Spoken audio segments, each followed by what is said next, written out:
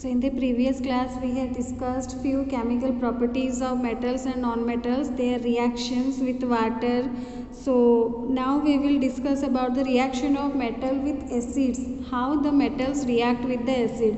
We know that metals react with acid to give salt and hydrogen gas. Metals react with dilute acid to give salt and hydrogen gas. So metal reacts with the dilute acid, it gives salt and hydrogen gas. For example, magnesium reacts with dilute HCl, hydrochloric acid I had taken here. So magnesium reacts with dilute HCl or dilute hydrochloric acid, it gives magnesium chloride plus hydrogen. Similarly, aluminium reacts with dilute HCl or dilute hydrochloric acid, it gives aluminium chloride and hydrogen. Similarly, we can write the reaction for zinc and iron. So all these metals react with dilute hydrochloric acid. So hydrogen gas is evolved in case of the reaction when metals react with the hydrochloric acid, but in case of nitric acid, hydrogen gas is not evolved. When a metal reacts with a nitric acid, hydrogen gas is not evolved. When a metal reacts with nitric acid, it doesn't give hydrogen gas because it is a strong oxidizing agent. Nitric acid, it is a strong oxidizing agent and it oxidizes hydrogen H2 produced to water and itself gets reduced to any of the nitrogen oxides N2O or NO. So it doesn't it doesn't react with the metals, or it doesn't give the hydrogen gas when reacting with the metals. Rather than it oxidizes. It is a strong oxidizing agent, so it oxidizes hydrogen to water and itself it reduces to N2O or NO, any of the nitrogen oxides. But magnesium and manganese, they can react with very dilute nitric acid to evolve H2 gas. So magnesium and manganese, they react with very dilute nitric acid to get the H2 gas. Otherwise, when metals react with nitric acid, it doesn't give hydrogen gas. So the rate of formation of bubbles in the reaction was the fastest. It is fastest in case of magnesium because the rate of formation that depends on the metal and that depends on the activity series, how they are reacting towards the metal. So the reaction was almost the most exothermic also in case of magnesium. The reactivity decreases or increases according to the metal. So if we will see, the reactivity decreases in order of magnesium, aluminium, zinc, iron, and if we will take copper, there will be no bubbles were seen and the temperature also will not be changed. That temperature also remain unchanged. That means copper doesn't react with the dilute HCl. So different metals, they show different reactivity. Their reactivity decreases or increases, that depends on the metal. So first of all, when metal reacts with dilute acid, it gives salt and hydrogen gas.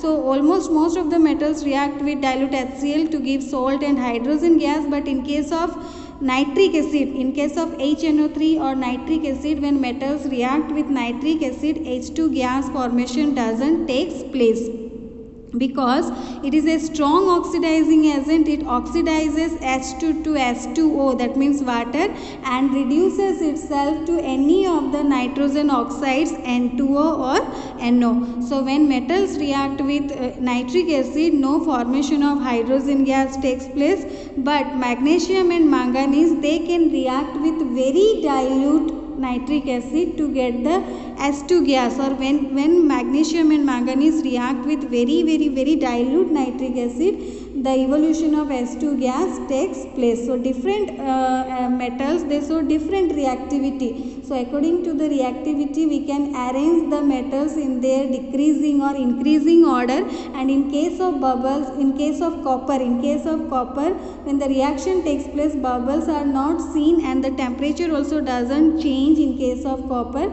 So copper doesn't react with the dilute HCl. So next we will see how metals react with the solutions of other metal salts. So this I think you had done in the lab. So we will take, we can take copper sulfate solution. We can take copper sulfate solution and iron nail. So iron nail and copper sulfate solution we will take. So copper sulfate solution is blue in color, and when we will dip the iron nail, in the solution and we will keep the solution undisturbed for some time, then you can see that the color of the solution is changing. the color of the solution, the copper sulfate solution, that is blue, that is changing to greenish color, that means the iron sulfate solution formation takes place, and the copper that is deposited on the nail, brown color copper layer is deposited on the nail. So we can say that the reactive metals, here the most reactive metals displaces the less reactive metals from their compounds in the solution or molten form. So if we will take the iron nail and copper sulfate solution, and we will keep the iron nail, we will dip the iron nail in the copper sulfate solution which is blue in color. After some time the color will change and it will form iron sulfate which is greenish in color. So it will form the iron sulfate solution, and the copper will be deposited on the iron nail, brown layer copper will be deposited. So here we can see that the iron is displacing copper from its compound. So iron is more reactive than copper, so iron is displacing the copper and then forming its solution. So we can see that all the metals, they are not equally reactive. So reactive metals, they displace the less reactive metals. So here more reactive metals, they can displace the less reactive metals, and yes, almost all the metals, they are not equally reactive. So we can check the reactivity of various metals with oxygen, with water. When the reaction with oxygen takes place or reaction with water or acids, we saw that the reactivity of the metal differs. So all the metals do not react with the reagents. So we were not able to put all the metal samples in the decreasing order of their reactivity. That is why we did this type of reaction. This is called displacement reaction. This type of reaction, that is called displacement reaction. It gives better evidence about the reactivity of the metals, because in this reaction the more reactive metal can displace the less reactive metal. That is why this type of reactions, it gives more evidence about the reactivity of different metals. So it is simple and easy. If metal displaces another metal from its solution, then it is more reactive. Suppose we will take this A and this is B. This is our metal A and this is our metal B. So if the metal A is displacing the B from its solution, that means A is more reactive. So it is very simple. That is why we had used the displacement reaction to find out the reactivity of the different metals.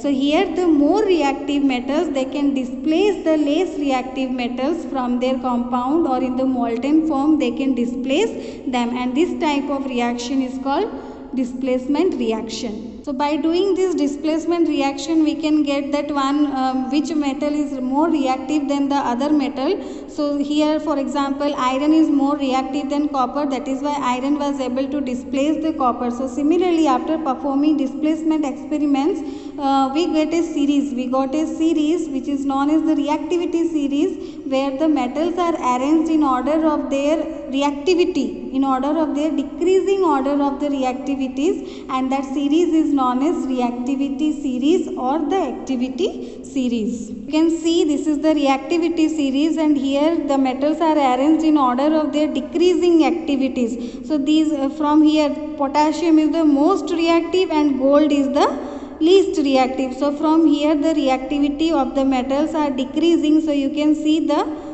metals how they are reacting, means their reactivity. So this we got because of the displacement reaction, because according to this the more higher reactive metals can displace the less reactive metals from their solution or their compounds. So this is all about the reaction of metals with acids, and we saw solutions of other metal salts and the reactivity series. Next class we will discuss about how metals and non-metals react with each other.